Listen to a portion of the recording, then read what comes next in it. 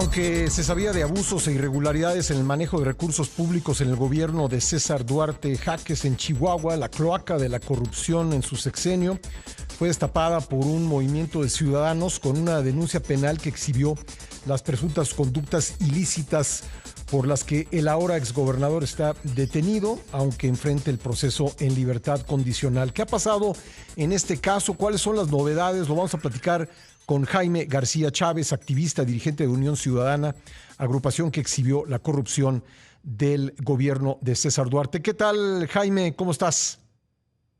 Muy bien, Pascal, disfrutando del otoño chihuahuense. Pues un gusto saludarte, espero que la salud vaya bien y me da gusto que podamos platicar. Sí, todo va bien. Tuve ahí un percance, pero nada importante. Supimos, Jaime, y me da gusto que estés bien. Oye, pues ¿cómo va? ¿Qué novedades hay en el caso Duarte? ¿Por qué no nos ayudas con una recapitulación? Bueno, es muy pertinente en este momento hacer una recapitulación del caso Duarte. Hace 11 años, un 23 de septiembre del año 2014, interpuse a nombre de Unión Ciudadana una denuncia penal que fue interpuesta ante la entonces Procuraduría General de la República. Le dimos cuenta con esa denuncia a la Secretaría de Hacienda, a la Comisión Nacional Bancaria y de Valores. Es una denuncia sustentada fuertemente en preceptos jurídicos con fundamentos legales indiscutibles. Los delitos peculado, enriquecimiento ilícito y el uso y abuso de las facultades y poderes que tiene un gobernador como César Duarte en Chihuahua. Esa denuncia se radicó inicialmente en Ciudad Juárez ante una dependencia de la PGR. Luego, por razones de especialidad, se trasladó a la Unidad de Estudios Financieros de la propia Procuraduría en la Ciudad de México, donde hay un expediente integrado con alrededor de 120,000 hojas, 120 tomos voluminosos que no han sido suficientes para que la ahora Fiscalía General de la República consigne este caso ante un juez competente para esclarecer y finalmente dilucidar mediante una resolución firme un hecho de corrupción notable en el estado de Chihuahua. Voy a resumir en un punto. César Duarte, aparte de haber ejercido su poder de manera tiránica, pues fue un ejemplar de corrupción política indiscutible aquí en Chihuahua. César Duarte y su esposa instituyeron un fideicomiso por 65 millones para comprar acciones controladoras de un banco en proceso de creación. Duarte había dicho en su campaña en 2010 que necesitaba rescatarse a Chihuahua para una banca como la que tuvo en el pasado, en la etapa de los Terrazas, en la etapa de Eloy Ceballina, que tenían que regresar a los negocios bancarios. Lo que no nos dijo es que el banco que él quería crear era para él. Y esto se descubrió cuando tuvimos en nuestro poder, luego de una investigación profunda, el fideicomiso por 65 millones, que fue base para la acusación de un enriquecimiento ilícito, porque en el expediente de la Fiscalía General de la República, Duarte jamás logró acreditar la legal procedencia de esos 65 millones, ni contabilizando todos sus ingresos que había tenido a lo largo de su vida. Pero el abuso consistió en lo siguiente, y la Comisión Nacional Bancaria, cuando profundizó en este tema, pues hubo un primer dictamen negativo para la creación del banco, porque los socios eran los funcionarios del gobierno de Duarte y principalmente él.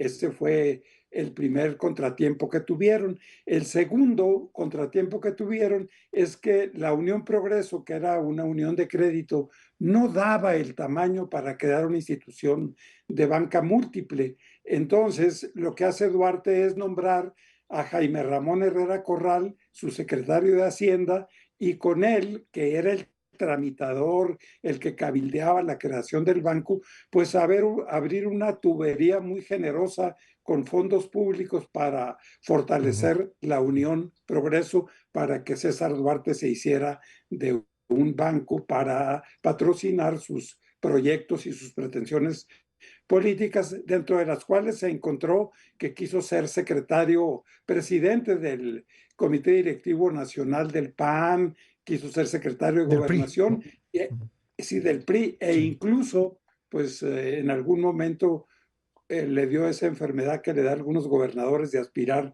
a ser presidente de la República.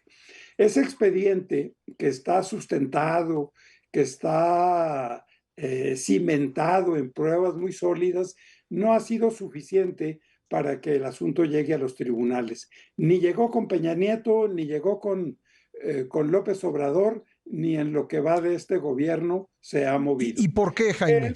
¿Por qué te parece que Eh, no se ha movido ese expediente? eh, Creo que no se ha movido por un par de razones. La primera es que hay un talante en la clase política mexicana, sea priista, morenista o panista, de que la corrupción es un asunto de la clase política. Los ciudadanos no podemos entrar a plantear hechos de corrupción con investigaciones propias. O sea, es un sector que de la actividad corruptora del Estado que se la reserva la clase política para hacer sus ajustes de cuentas, desbancar, defenestrar a tal o cual político. Pero que los ciudadanos se metan en cosas tan importantes, pues no. Esa es la primera. La segunda es que le pegamos a la línea de flotación de las finanzas locales. En el trayecto del gobierno de Javier Corral, que despreció esta lucha, no obstante que se benefició generosamente de la misma, pues la interrelación de intereses locales, Madero, por ejemplo, Gustavo Madero, pues con sus intereses familiares en el sector de la inversión, de las finanzas locales, pues muy pronto dijeron, la denuncia ciudadana sirvió para abonar al triunfo del Partido Acción Nacional en 2016, pero ya la lucha a fondo para esclarecer un delito, pues no. Tanto es así que el mismo Javier Corral no incluyó esta importante denuncia, y cuando digo importante es porque es difícil encontrar pruebas, y en el caso de la denuncia que presenté hay pruebas contundentes, pues no fue suficiente para que integrara el cúmulo de carpetas mediante las cuales se solicitó la extradición de César Duarte, que huyó al finalizar su gobierno. Ahora, ¿qué es también lo que vimos como un factor que desalentó el que la Fiscalía General actuara? Pues la Comisión Nacional de Aguadó, se me olvida el primer Gutiérrez Aguadó, ¿verdad?, que era el jefe y que después se vio involucrado también en hechos de corrupción. O sea, tocamos una fibra muy sensible que no se quiere tocar y que tiene que ver con el mundo de las finanzas, de la creación de los bancos. Lo que pretendo en esta etapa, Pascal, y te agradezco mucho esta entrevista, pues es judicializar este expediente, judicializarlo tanto en la esfera federal como en la local, para lo cual presenté el viernes pasado un amparo ante un juez de distrito. La demanda de amparo está debidamente radicada. Nos están pidiendo un complemento informativo que vamos a cubrir hoy. Y el amparo, perdón, Jaime, es para que actúe para que deje de ser omisa la autoridad, podríamos decirlo así.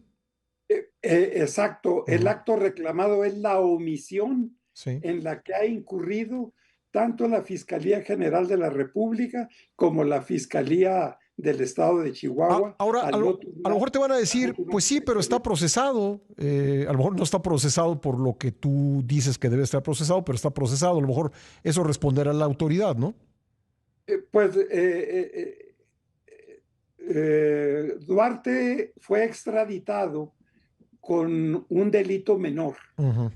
Se trata de un desvío, de un peculado que se significaría un desvío de 95 millones a una unión ganadera llamada División del Norte. Sí. Era uno de los membretes que empleaba Duarte para desviar dinero. Pero está detenido el asunto. Es vergonzoso que en lo que va de este gobierno local, a 4 años de haberse iniciado, todavía no se celebra la audiencia de juicio. O sea, Duarte sigue procesado, vinculado penalmente a una causa penal, Ujú. pero no se entra en materia. A grado tal que hay un hecho muy delicado que sucedió el día de ayer.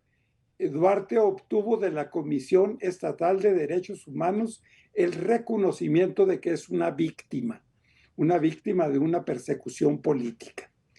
Pienso que lo que se está construyendo aquí en Chihuahua, pues es finalmente la impunidad de César El Duarte, que sigue carpetazo, siendo, Jaime. ¿cómo? El carpetazo. El carpetazo, el clásico carpetazo al tema, y que la corrupción quede sepultada en una montaña de papel, pero que no podamos exigir una rendición de cuentas por esta vía, Ujú. no podamos tener alguien que pague conforme a la ley, que no quede impune, como es el caso de César Duarte. Entonces, este amparo por omisiones, tanto de la Fiscalía General de la República como la Fiscalía Local, pues busca poner en el centro del debate la omisión a la que se recurre para que este tipo de causas penales no trasciendan al conocimiento de las autoridades competentes, en este caso las autoridades judiciales. Nosotros estamos haciendo valer en nuestra demanda de amparo, pues el hecho de que se habla de que hay una nueva justicia, que hay nuevos jueces, que Ujú. hay nuevas autoridades judiciales, pues vamos a ver si efectivamente, realmente con un hecho concreto, fundamentado, probado, porque pues Duarte jamás logró demostrar la legal procedencia de sus 65 millones. Es cosa pequeña los 65 millones para los desmanes, para la corrupción que hubo en Chihuahua de 2010 a 2016. Pero cuando hacemos las conclusiones, pues está procesado por 95 millones Ujú. con posibilidades de salir libre, y las causas mayores, las cosas más importantes, esas quedan sepultadas pues en un vil carpetazo que nosotros queremos combatir mediante un juicio de amparo que recién estamos iniciando. Oye, Jaime, me quedan solamente 2 minutos. Preguntarte por último, pues no, ya ves que se acaba de reformar la ley de amparo. Eh, ¿Bajo qué criterios va a avanzar este amparo que tú presentaste el viernes?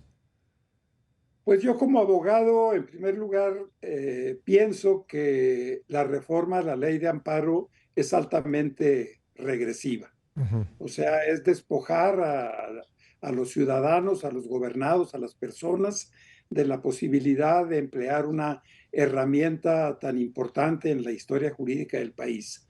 O sea, creo que es regresivo. Espero que no vaya a hacerse una aplicación retroactiva, que se diga, pues ahora nos vamos a regir por estas nuevas normas. Ujú.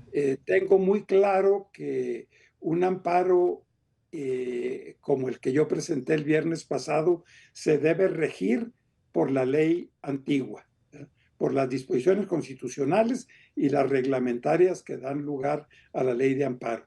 Pienso que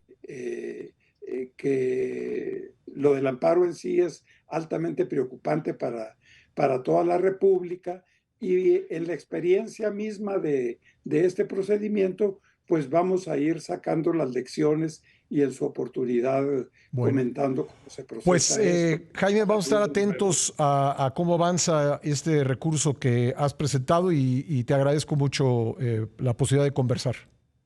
Al contrario, Pascal, yo te agradezco a ti, te envío un abrazo a ti y a tu equipo, y pues vamos a seguir batallando hasta donde se pueda, porque esta causa llegue a los tribunales y a César Duarte, exgobernador de Chihuahua, se le castigue conforme a derecho y como correspondería a un real Estado de Derecho en el país y en el Estado de Chihuahua.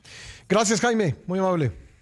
Gracias a ti. Adiós. Gracias, Jaime García Chávez, activista, dirigente de Unión Ciudadana, agrupación que exhibió la corrupción del gobierno que encabezó César Duarte en Chihuahua.